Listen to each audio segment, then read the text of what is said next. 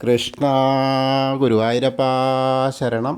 ഗുരുവായൂരപ്പൻ്റെ ഉച്ചപൂജയും കളഭാലങ്കാരമൊക്കെ കഴിഞ്ഞു. നട തുറന്നു. ഇന്നിപ്പോൾ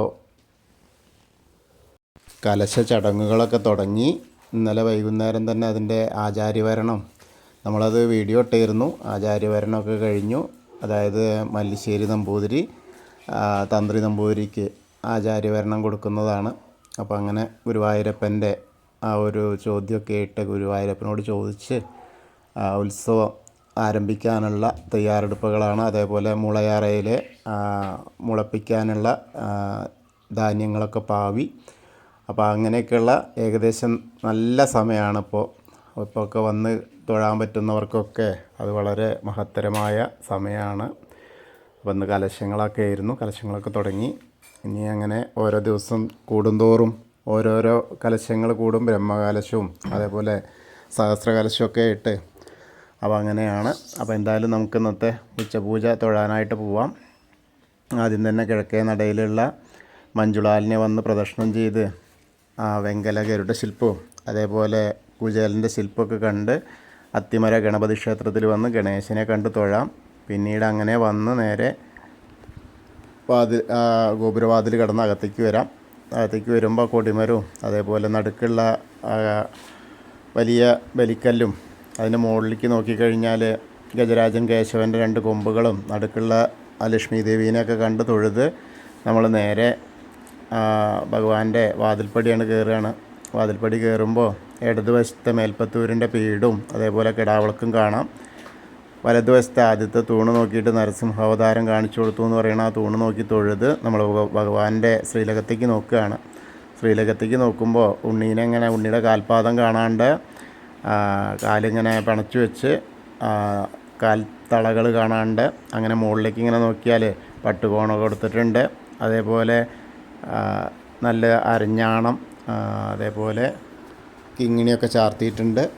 പിന്നെ മുകളിലേക്ക് നോക്കിയാൽ ഒരു വളയം പോലത്തെ മാല, ഒരു പതക്കം പോലത്തെ മാല, ഒരു ഗോപീതിലകം വെച്ചിട്ടുണ്ട്. കൈവളകൾ കാണാണ്ട്, തോൾവളകൾ കാണാണ്ട്.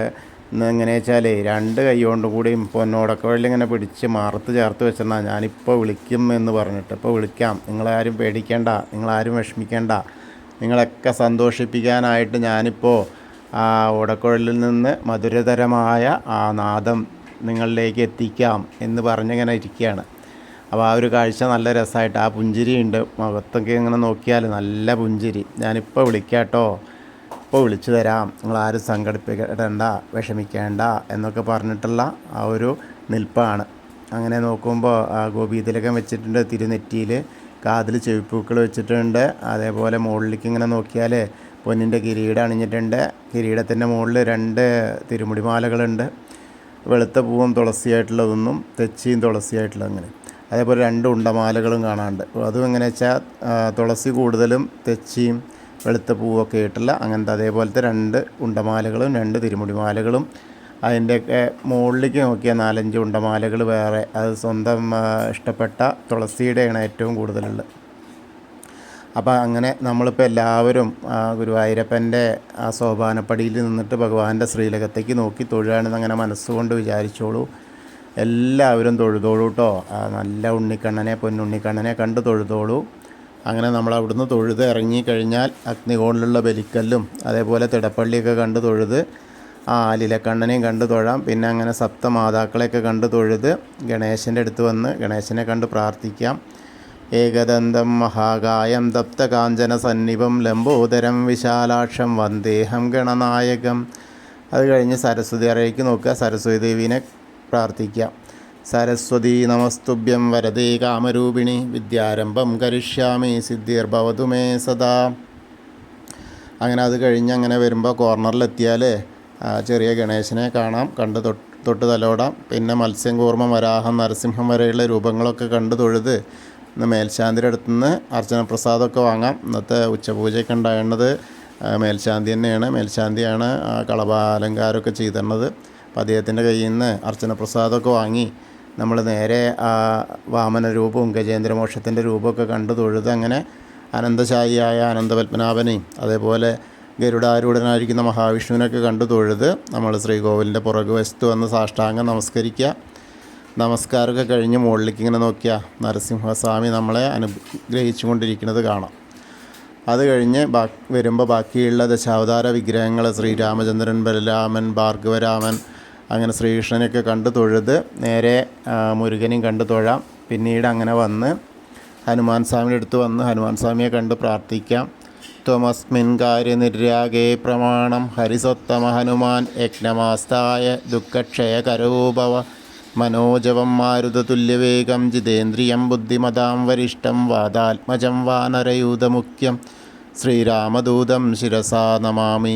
ബുദ്ധിർബലം യശോധൈര്യം നിർഭയത്വം അരോഗത അജാഡ്യം വാക്പടുത്തം ഹനുമസ്മരണാത് ഭവേത്. ഓം നമോ ഭഗവതേ ആഞ്ജനേയായ മഹാബലായ സ്വാഹ.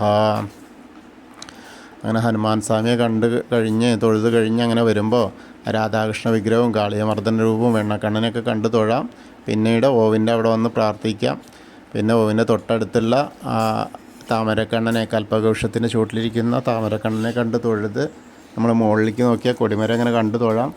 പിന്നെ നൃത്താറയും അതേപോലെ മണിക്കിണറും അതേപോലെ മുളയറയൊക്കെ കണ്ട് തൊഴുത് നമ്മളങ്ങനെ അവിടുന്ന് ഇങ്ങനെ വരുമ്പോൾ കുറൂരമ്മേനെയും നാരദരെയും മേൽപ്പത്തൂരിനെയും വസുദേവരെയൊക്കെ കണ്ട് തൊഴുത് അങ്ങനെ അടയ്ക്ക നടയിൽ കൂടെ പുറത്തേക്ക് വരാം. അങ്ങനെ പുറത്തേക്ക് വന്ന് പ്രസാദ കൗണ്ടറിൻ്റെ അവിടെ നിന്ന് ചന്ദനവും തീർത്ഥമൊക്കെ വാങ്ങി ഇടത്തരികത്ത് കാവിലെ ഭഗവതിയെ കാണാനായിട്ട് പോവാം. അങ്ങനെ അമ്മേനെ കാണാനായിട്ട് ചെന്ന് അമ്മയെ കാണുക. സർവമംഗളമാംഗല്യേ ശിവേ സർവാർത്ഥസാധികേ ശരണ്യേ ത്രയംബകേ ഗൗരി നാരായണി നമസ്തുതേ.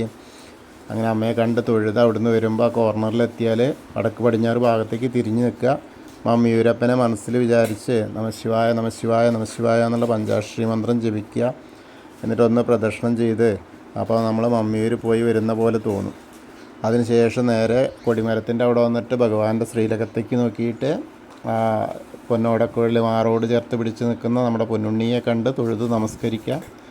വീണ്ടും അവിടുന്ന് ഇങ്ങനെ പോന്നു കഴിഞ്ഞാൽ ആ കൂത്തമ്പലത്തിലും വന്ന് തൊഴുക, നമസ്കരിക്കാം. പിന്നീട് അങ്ങനെ അയ്യപ്പസ്വാമിയുടെ അടുത്ത് വന്ന് തൊഴുത് നമസ്കരിക്കാം. ഭൂതനാഥ സദാനന്ദ സർവഭൂതദയാപര രക്ഷ രക്ഷ മഹാബാഹു ശാസ്തേ സ്തുഭ്യം നമോ നമ.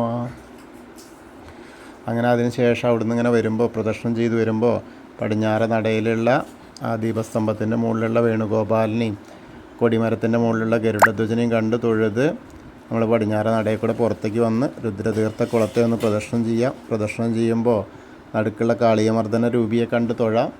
പിന്നീട് അങ്ങനെ നാരായണാലയത്തിൽ വന്നിട്ട് പൂന്താനം തിരുമേനി പൂജിച്ചിരുന്ന ആ ചെറിയ ഉണ്ണിക്കണ്ണൻ്റെ വിഗ്രഹം കണ്ട് തൊഴുത് നമ്മൾ തിരിച്ചിങ്ങനെ വരുമ്പോൾ ഭഗവതി നടയിലും അതേപോലെ ആ വലിയ ദീപസ്തംഭത്തിൻ്റെ അവിടെ വന്നിട്ട് ഭഗവാന്റെ ശ്രീലകത്തേക്ക് നോക്കിയിട്ട് ഒന്നുകൂടി തൊഴുത് നമസ്കരിക്കാം. പിന്നീട് തെക്കേ നടയിലേക്ക് വന്ന് ആ കൂവളത്തെ ഒന്ന് പ്രദക്ഷിണം ചെയ്യുക. പ്രദക്ഷിണം ചെയ്യുമ്പോൾ മഹാദേവനെയും പാർവതീദേവിയെയും മനസ്സിൽ വിചാരിക്കുക. അപ്പോൾ അവരുടെ അനുഗ്രഹം നമ്മളിലേക്ക് എത്തും. അപ്പോൾ നമ്മൾ ഇന്നത്തെയും ഗുരുവായൂരപ്പൻ്റെ ഉച്ചപൂജയും കളഭാലങ്കാരമൊക്കെ കണ്ടു തൊഴുതു. എല്ലാവർക്കും ആ ഗുരുവായൂരപ്പൻ്റെ അനുഗ്രഹം ലഭിക്കും. കൃഷ്ണായ വാസുദേവായ ഹരയേ പരമാത്മനെ പ്രണതക്ലേശനാശായ ഗോവിന്ദായ നമോ നമ. ഹരേ കൃഷ്ണ. ഗുരുവായൂരപ്പാ ശരണം. അതുപോലെ നമ്മളോട് പ്രാർത്ഥിക്കാൻ പറഞ്ഞ എല്ലാവർക്കും വേണ്ടിയിട്ട് അവരവരുടെ കാര്യങ്ങളൊക്കെ നേടിക്കൊടുക്കട്ടെ ഗുരുവായൂരപ്പൻ എന്ന് നമുക്കും പ്രാർത്ഥിക്കാം. ഹരേ കൃഷ്ണ.